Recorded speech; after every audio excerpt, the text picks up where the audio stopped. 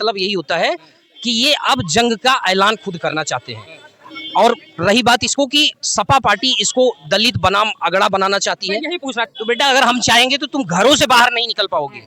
ये मैं एकदम जिम्मेदारी के साथ क्या कह रहा चाहते हैं सुमन जी से, क्या चाहते हैं? माफी मांग ले, अभी तक तो नहीं हूं। मांगे। माफी मांगे चाहे ना मांगे भी गलत शब्द बोलेगा या तो वो परलोक की यात्रा करेगा या तो उसके हाथ पांव ऐसे तोड़ दिए जाएंगे कि समाज में वो कहीं दिखने दिखाने लायक। लेकिन ये बताओ आप कितने युवाओं को रोक सकते हो? जहां वहां 10-10, 20-20 लाख युवा पहुंच रहे हैं, बड़े बड़े ठाकुर नेताओं की हामी हो गई है, राजस्थान क्या कहते हैं, दान देने की जरूरत नहीं है। और फिर से इस देश के ऊपर अगर कोई भी मुसीबत आई तो ठाकुर कभी खड़ा नहीं होगा। और बाकी भैया सब लोग अपना अपना रास्ता नापो, कोई भी चीज कोई भी किसी से कम नहीं है। समय नहीं रहेगा। और दूसरी बात यह है, करनी सेना और फलानी सेना धमाकी सेना का कहीं संवैधानिक रूप में कोई ओहदा नहीं है। और मुझे लगता है कि योगी आदित्यनाथ भी एक वीडियो देखने के पहले चैनल को सब्सक्राइब करिएगा, वीडियो को लाइक करिएगा। मैं हूं प्रदेश की राजधानी लखनऊ में। इस समय सबसे बड़ा मुद्दा अगर बन के रख हुआ है तो आगरा में जो 12 अप्रैल को होने जा रहा है, करनी सेना की तरफ से सरकार भी बिल्कुल तैयार है, पूरा पुलिस फोर्स तैयार कर दिया है, डंडे के साथ, अपने सेवाओं के साथ। इधर करनी सेना भी पूरा आग बबूला है कि 12 तारीख को कुछ ना कुछ तो आगरा में करके आएंगे। तो आगरा में क्या करके आएंगे, देखिए कल करनी सेना अब करके आती है या सरकार कहीं ना कहीं जो तैयारी करके रखी है उसमें, उसके दावे में कितनी सच्चाई है। आइए हम बात करते हैं लखनऊ वासियों से, क्योंकि लखनऊ में ये प्रदेश की राजधानी है, तो प्रदेश में पूरे पार्टी राजनीतिक हलचलें होती रही है। आइए बात करते हैं करनी सेना पे कि कल करनी सेना 12 तारीख को कूच कर रही है आगरा में। इधर सरकार की भी तैयारी है, इधर विपक्षी पूरा ताक में बैठा है कि कुछ तो करनी सेना करे ताकि सरकार को घेरने को मिले। आप क्या कहना चाहेंगे, करनी सेना गलत कर रही है या कहीं ना कहीं आपको दिख रहा है इसमें राजनीति? देखिए राजनीति तो है ही, क्योंकि लालजी सुमन ने किसी वीर योद्धा के बारे में गलत टिप्पणी की और बिना, उस टाइम पे तो ये थे ही नहीं, पता नहीं कहाँ से ये इतिहास पढ़ के आए कि राणा सांगा ने मुगलों को आमंत्रित किया था, जबकि ये था कि लोधी वंश के उनके चाचा ताए पुरखे इन्होंने आमंत्रित किया था उसको लूटने के लिए। अब रही ये बात कि सबसे सॉफ्ट टारगेट लोगों को राजपूत ही लगता है, जबकि उनको ये नहीं पता कि सबसे ज्यादा मजबूत जो है वो राजपूत ही है। और मैं नहीं जानता कि कौन कितना मजबूत है, पैसे से मजबूत है क्या है, लेकिन जो जिगरा है देश के अंदर वो राजपूतों के अंदर है। और मैं एक चीज बता दूं, इस चीज को छेड़ने का मतलब यही होता है कि ये अब जंग का ऐलान खुद करना चाहते हैं।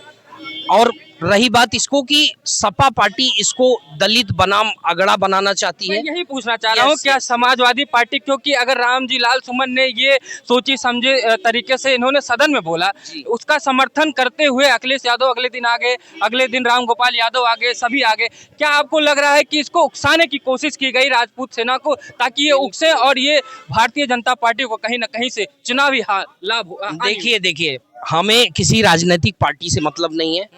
हमने 2024 के चुनाव में भी जब गुजरात का कोई मंत्री ने टिप्पणी किया था रोटी बेटी के सौदे पे, तो मैंने वहां भी हम लोगों ने पानी निकाल दिया था सरकार का। और लोग कहते थे ना 400 का घोड़ा पार जाएगा हार जाएगा, उसको 250 पे रोक दिया था, इतना दम रखते हैं। और ये यूपी जैसे छोटे मोटे कस्बे की बात ना छोड़ो, यहाँ की कोई राजनीतिक पार्टी अगर ये चाहती है कि हम इस तरह का पॉलिटिक्स करके इतना ऊपर चले जाएंगे, तो बेटा अगर हम चाहेंगे तो तुम घरों से बाहर नहीं निकल पाओगे। ये मैं एकदम जिम्मेदारी के साथ क्या चाहते हैं सुमन जी से, क्या चाहते हैं? माफी मांग ले, अभी तक तो नहीं मांगे। माफी मांगे चाहे ना मांगे, हम लोगों ने अब अपना एक एजेंडा सेट कर दिया है कि हमारे महापुरुषों के बारे में जो भी गलत शब्द बोलेगा या तो वो परलोक की यात्रा करेगा या तो उसके हाथ पांव ऐसे तोड़ दिए जाएंगे कि समाज में वो कहीं दिखने दिखाने लायक नहीं। करनी सेना भी तो हवा दे रही है, बिल्कुल हवा दे रही है। और मैं तो कह रहा हूँ सरकार रोकने की कोशिश कर रही है, कई लोगों को नजरबंद किया है, लेकिन ये बताओ आप कितने युवाओं को रोक सकते हो? जहां वहां 10-10, 20-20 लाख युवा पहुंच रहे हैं, बड़े बड़े ठाकुर नेताओं की हामी हो गई है, राजस्थान क्या कहते हैं, गुजरात, उत्तर प्रदेश, बिहार, झारखंड, मणिपुर, जहां भी ठाकुरों की एक सल्तनत रही है वो सब लोग आग बबूला हो चुके हैं। क्योंकि देखिए किसी भी महापुरुष के बारे में, अभी मैं कहता हूं कि मैं किसी भी जाति धर्म के एक महापुरुष के बारे में गलत बोल दूं तो कितना बड़ा बखेड़ा खड़ा हो जाता है। यहाँ पे तो उनको डायरेक्टली गद्दार बोला गया था, जबकि उस समय की सिचुएशंस को क्यों जाने तो भाई, बाबर को लाने वाले यही है। मैं बता रहा हूँ, मुगलों से इकलौता लड़ा है क्षत्रिय समाज, और जब अंग्रेज बनाए गुलाम किस तरफ से गुलामी शुरू की, उन्होंने भी पूरा रिव्यू फीडबैक लिया कि देखो यहाँ तो सब ठाकुरों का इलाका, यहाँ कुछ नहीं कर सकते, इसीलिए वो चले गए बंगाल, वहां से गुलामी करवानी शुरू की। आपने कहा ठाकुरों ने यानी राजपूतों ने सब कुछ किया, लेकिन कुछ लोगों का मानना है इसीलिए आजादी में हम लोगों ने कोई कंट्रीब्यूशन नहीं दिया, क्योंकि मुझे पता है कि इस देश की क्या कहते हैं ना, जो दोगली जातियां हैं वो दोगलापन अपना दिखाएंगी, उनके लिए हमें बलिदान देने की जरूरत नहीं है। और फिर से इस देश के ऊपर अगर कोई भी मुसीबत आई तो ठाकुर कभी खड़ा नहीं होगा। और बाकी भैया सब लोग अपना अपना रास्ता नापो, कोई भी चीज कोई भी किसी से कम नहीं है। और रही कोई बात की आओ दो दो हाथ हो जाए, तो आओ एक बार देख लो। कह रहे हैं कि हम तैयार बैठे, हम भी बैठे, आ जाए जितना दम हो। अगर इतना ही दम है तो बॉर्डर पे चले जाएं। एक दलित सांसद को क्यों बार बार परेशान किया जा रहा है? ये कह रहा हूँ कि उस भड़वे ने गलत बात बोली है। और लालजी सुमन तो मुझे लगता है ना, वो साला शकल से ही दोगला लगता है। और मैं एक चीज बता दूं, वो केवल दलितों को सॉफ्ट टारगेट कर रहा है। कहाँ से दलित है ये? 2 बार का सांसद है ये, ठीक है, लग्जरी ऐशो आराम में कर रहा है, जिंदगी काट रहा है, सब कुछ कर रहा है। भैया ये इन लोगों को ना, मैं बताऊं, इस देश के अंदर एक पैसों वाली जमात हो गई है, वो एक अलग जाति हो गई है। तो वो चाहे किसी भी जाति का बंदा पैसे वाला रहता है, उसका माइंडसेट अलग होता है। सबसे पहले तो टारगेट कर दिया गया ना, दलित सांसद को परेशान किया जा रहा है। यानी कि जातीय, अभी विपक्ष कुछ दिन पहले तक जातीय जनगणना की बात करता था। लालजी सुमन को छोड़ के आज भी पूरे इंडिया के अंदर ठाकुरों के जहाँ कस्बे हैं, वहाँ पे लोग बहुत आराम से जी रहे हैं, खा रहे हैं, अपनी जिंदगी बिता रहे हैं। और ठाकुरों की तरफ से हर भाई हमने क्या क्या नहीं दिया, इतनी बड़ी रियासत दी, पूरा हिंदुस्तान तो हमारा कब्जा था। हाँ, उसके बाद हम लोगों ने जितने भी अमिटमेंट बिलाए, सरकार को कॉपरेट किया, सब कुछ किया। अपनी राजशाही जब बचाने की बारी आती थी तभी मुगलों से लड़े, बाकी जनता के लिए कब लड़े? ये बताओ, राजशाही क्यों बचाते? राजशाही हमारे पास तो इतना था, हम अपना खा पी के रह लेते। हम लोग तो इस देश के पिछड़े तबके, दलित, शोषित, आदिवासी, वंचित, इन लोगों के लिए लड़ाई की। और पहले तो पॉपुलेशन भी कितनी थी, कुछ नहीं थी। किसी के घर पे कोई बीमार हो जाता था तो 10 दिन बाद तो डॉक्टर पहुंचता था वहाँ कल पूरा धावा बोलेंगे, धावा भी बोलेंगे, वो ईंट से ईंट बजा देंगे। सरकार भी तैयार बैठी है। सरकार और कार को यहाँ खड़े खड़े सरकार को हम लोग गिरा देते हैं। सरकार के मतलब कुछ नहीं, सरकार की कोई औकात ही नहीं है। हाँ, ठाकुर समाज के अंदर कोई सरकार, इवन की मैं तो ये सीधा चैलेंज करता हूँ, ठीक है, ये तो सीधा चैलेंज करता हूँ कि अब जो है ना, अब जो लोग कहते हैं ना कॉन्स्टिट्यूशन के हिसाब से चलो, अरे इसको इतना भी पता होता तो ये क्यों नहीं कॉन्स्टिट्यूशन जैसी लैंग्वेज यूज करता? उसने खुद ही गद्दार बोला। जिम्मेदारी सबकी बनती, सबकी नहीं बनती, सीधा इसी की बनती। अगर इसने गलत बोला है तो अब ये बोले चाहे ना बोले, दूसरा कोई गलत नहीं बोल पाएगा, इतना मजा। और 27 के चुनाव में ना तो ऐसी पार्टियों को तो पता चल जाएगा ये किधर से आती है, सपोर्ट करेंगे। इधर सरकार भी लगी, इधर विपक्ष लगा, तो कहाँ जाएगा राजनीति? अपना एक अलग ध्रुवीकरण कर रहे हैं राजनीति का, उसकी तरफ लेके जाएंगे और सबको हाँक के ले चलेंगे उधर ही। क्या कहेंगे आप कल करनी सेना के इस आंदोलन को? देखिए, मुझे लगता है कि जैसे भाई साहब बड़ा उग्र आवेश में आकर के लंबी लंबी फेंक गए हैं, मुझे लगता ऐसे बचना चाहिए, क्योंकि सदैव आपका समय नहीं रहेगा। और दूसरी बात ये है, करनी सेना और फलानी सेना, धमाकी सेना का कहीं संवैधानिक रूप में कोई ओहदा नहीं है। और मुझे लगता है कि योगी आदित्यनाथ भी एक विशेष समुदाय से हैं, और करनी सेना के लोग जो भी लोग हैं, तो मुझे लगता है कि दायरे में आकर के जो भी कॉन्स्टिट्यूशनल दायरे हैं उनको समझने की ज़रूरत है। क्योंकि अभी सभी लोगों में एक आत्मसम्मान और स्वाभिमान की एक छवि है जो, लेकिन विपक्ष कहाँ चुप बैठा, वो भी तो घी डाल रहा है ना आग में। अगर वो बोले गलत किसी समाज के बारे में, अगर किसी अन्य समाज के बारे में बोल दिया जाता है तो लोग सड़कों पर आते हैं। ऐसे उनके भी महापुरुष हैं, अगर उनके बारे में गलत बोल दिया, अगर माफी मांग लेते तो इतना बड़ा बखेड़ा करने की क्या कोशिश। अखिलेश यादव अगले दिन आ जाते हैं, सही कहा, माफी नहीं मांगेंगे। राम गोपाल यादव आ जाते, उनके घर पहुंच जाते। अरे जैसे सबसे माफी की उम्मीद करते हैं, वैसे उन्होंने आपसे माफी की ही तो उम्मीद करी। बखेड़ा तो कहीं ना कहीं विपक्ष ने भी खड़ा करा। नहीं, देखिए, इसमें राजनीति तो हो रही है, लेकिन आपको हम बता दें, जब भी दंगे होते हैं, जब भी बड़े बड़े सांप्रदायिक या सामुदायिक दंगे होते हैं, तो उसमें सामान्य लोग मारे जाते हैं। अभी जो करनी सेना का जो व्यक्ति था, जो अभी अपने ऊपर सॉस डाल के जो वीडियो बनाया था, तो आप देख रहे हैं कितने बहादुर हैं ये लोग। तो इतिहास में क्या लिखा है क्या नहीं लिखा है, इसको हम ही ने लिखा, आपने लिखा है ना हम थे उस समय, ना आप थे। राणा सांगा का एक स्मृति है हमारे पास, उसके अलावा हमारे पास क्या है? कुछ नहीं है ना। तो उसके बिहाव पे हम वर्तमान के इस देश को जलाएं, ये कभी स्वीकार नहीं। जलाने वाली बात ही क्यों बोली गई? किसने बोला?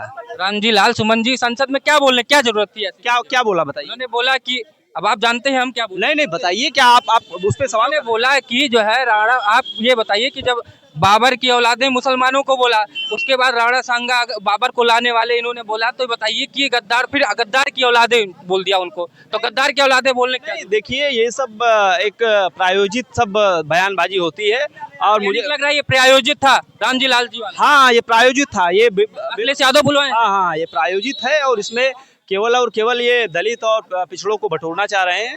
ऐसे नहीं बटोरा जाता है, ये गलत स्ट्रेटजी है आपकी और इसमें फेल होंगे आप मैदान। जी, क्या कहेंगे आप? देखिए, हम आपको बता दें, किसी भी महान पुरुष का, किसी भी जाति का हो, उसका अपमान ना हो। दूसरी बात, जहाँ तक बात क्षत्रियों की रही, स्वर्गीय बीपी सिंह जी जब प्रधानमंत्री 1987 में हुए थे तो स्वर्गीय बाबा राव भीम अम्बेडकर साहब की मूर्ति को लोकसभा में रखवाने का काम किया था पार्लियामेंट में कि बाबा साहब संविधान के विधाता है और इनकी फोटो रखी जाए। और उस स्वर्गीय बीपी सिंह ने, एक क्षत्रिय समाज था, उसने जो है कुर्सी को लात से मार दिया। अगर बीपी मंडल कमीशन किसी ने लागू किया, स्वर्गीय बीपी सिंह ने लागू किया, ये इसको नजरअंदाज नहीं किया जा सकता। क्षत्रियों ने बलिदान दिया, ये नहीं नजरअंदाज किया जा सकता है कि हिंदुस्तान की देश की आजादी में क्षत्रियों का बलिदान नहीं रहा है। ये बिल्कुल स्वीकार किया जा सकता है कि क्षत्रियों का बलिदान रहा है देश के अंदर। और जब जब कोई मुसीबत आई है तो क्षत्रियों ने बढ़ चढ़ के भाग्यशाली ली है और अंग्रेजों से भी लड़ाई लड़ी है। अंग्रेजों से भी है। झांसी की रानी जैसी कमर पे अपने बेटे को बांध के और अपना बेटा शहीद हो गई और जो है हिंदुस्तान का नमस्तक सर नहीं झुकने दिया। यानी कि गलत हो रहा है आपको लग रहा है? तो एक मिनट रुक जाइए। जल्दी। दूसरी बात, चाहे औरंगजेब पे अब्बू आजमी का बयान हो और चाहे रामलाल सुमन का बयान राणा महासांगा जी पे हो, ये सब अखिलेश यादव जी वोट की राजनीति कर रहे हैं। वोट की राजनीति है, वोट की राजनीति भैया, ये वोट राजनीति है। इधर पक्ष विपक्ष दोनों वोट की राजनीति कर रहा है, उधर क्षत्रिय समाज, उधर वो भी यादव सेना ले आओ, दलित सेना ले आओ, करने की क्या जरूरत है? अच्छा, इस देश को क्या ये राजनीतिक दल जो है क्या देश को फिर बांटना चाह रहे हैं क्या? लग तो यही रहा है इनके बातों लग रहा है कि कभी क्षत्रिय सभा, कभी ब्राह्मण सभा, कभी ये सभा, कभी वो सभा। पहले भी देश में लोग रहा करते थे, इस तरह का माहौल नहीं था पहले। आज आप किस चीज को तूल दे रहे हैं? विपक्ष भी इसी पे जनहित के मुद्दों पर कभी बात नहीं होती है। कभी राणा सांगा की बात होगी, कभी किसी की बात होगी, कभी किसी की बात होगी। पुरानी बातें उखाड़ना है। ये बताइए, वो राणा सांगा जो किए हैं वो सब लोग जानते हैं, बाबर ने जो किया वो सब लोग जानते हैं, अगला इतिहासकार जो लिखा पढ़े लिखे सारे लोग जानते हैं। लेकिन जनहित के मुद्दा, आप संसद में गए हैं जनहित के मुद्दा को उठाने के लिए, तो आप इन सब बातों में क्यों देश को उलझाना चाह रहे हैं? मेरी समझ में यही है कि जातीय हिंसा को तूल देना चाह रहे हैं कि जातियां आपस में जो है लड़के। जैसे सत्ता पक्ष के लोग कर रहे हैं कि बीजेपी जो है एकत्र कर रही थी हिंदुओं को, उसके विरोध में जो है बड़ी परेशानी हो रही थी विपक्ष को, इसलिए उन्होंने जातीय फैक्टर में इसको बांटने की। अब जातीय फैक्टर यही है, 15-85 करना चाह रहे हैं अखिलेश जी। 15-85 का मैटर ये यहाँ पे वो सोच रहे हैं, हवा देना चाह रहे हैं, लेकिन वो पहले वाला भारत नहीं रहा। अब लोग समझदार हैं, पढ़े लिखे हैं, सोशल मीडिया का वो है, सब चीजें हैं। अच्छा बताइए, ब्राह्मण की हत्याओं पर कब बात होगी? किसी ने क्या उठाया? रायबरेली का मुद्दा हो, चाहे गोरखपुर का मुद्दा हो, चाहे आपका ये सीतापुर का मुद्दा हो, चाहे वहाँ पे बस्ती में जो है हरैया का मुद्दा हो, ये सब मुद्दा कोई क्यों नहीं उठाता? किसी पॉलिटिक्स, किसी पार्टी ने कभी उठाया? जनहित के मुद्दों को कभी उठाया? और तमाम सारी बातें हैं। तो हमारे कहने का मतलब ये देश को क्या करना चाह रहे, जातियों में बांट करके, कहीं हमारे देश का फिर से ना वो हो जाए। अभी किसी सर्जन के पास जाओ, डॉक्टर के पास, अगर पूछ ले कि तुम ब्राह्मण हो, अगर तुम ब्राह्मण जाति के हो तुम्हारा इलाज नहीं करेंगे। तो ऐसी समस्या ना आ जाए कि कहीं और जो है, यानी एक जाति अपने जाति में ही रह जाए, दूसरी जाति की सपोर्ट ना मिले। यही सब चाह रहे हैं कि हम अगर मुसलमान के साथ बैठ के चाय पीना चाह रहे हैं, हमारा दोस्त है, तो हम उसके साथ चाय ना पिए। ये कौन सी समस्या है भाई? और जनहित के तमाम मुद्दे हैं, उस पर क्यों नहीं बात होती है भाई? यहाँ देखते हैं डेली डिबेट होता है। अब कर्णी सेना अलग तलवार उठाए है, यादव सेना अलग तलवार उठाए है। तो ये दुर्भाषा वाला समय नहीं है कि श्राप दे दोगे भस्म हो जाएंगे, ये सब हो जाएगा।